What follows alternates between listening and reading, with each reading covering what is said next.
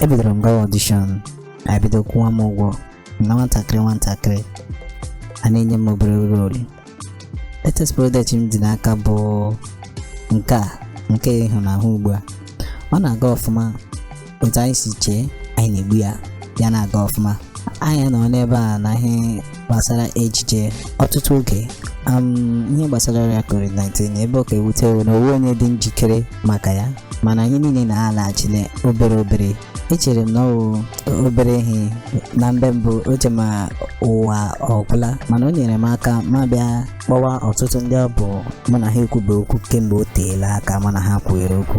O nyere m ohere ma erute ezinụlọ nso na ihe gbasara ahụike na-elekọta onwe m anya. Ekụziri m ọtụtụ ihe ya wụ coronavirus mere ma were ahụike m dịrị kpọrọ ihe karịa mgbe mbụ. M nwetara onwe mgbawa dị iche iche, bido leziwe onwe m anya maka na ihe ọbụla mere n'oge ọbụla.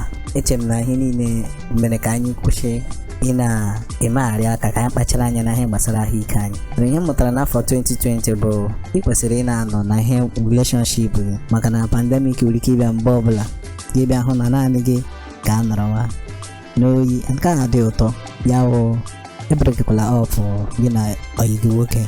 Dịrị mma nye ebe ọyị gị nwaanyị nọ. Obi ụtọ dịrị onye ọbụla. Ị nwere ike hụrụ pandemic nwere ike bịa mgbe ọbụla gị bịa hụzi na naanị gị bụ onye nọ na nke ha dị mma. Worst thing mere m na this year bụ the pandemic. Dịka m ji kwuo mbụ, all the worst thing nwere ike ime m, mana o nyekwara m aka ma wụrụ ezigbo mmadụ n'ụbọchị taa. Aha m bụ Nazọ Ekezie, abụ onye na-eme ihe ejije. Ihe a bụ my 2020 experience.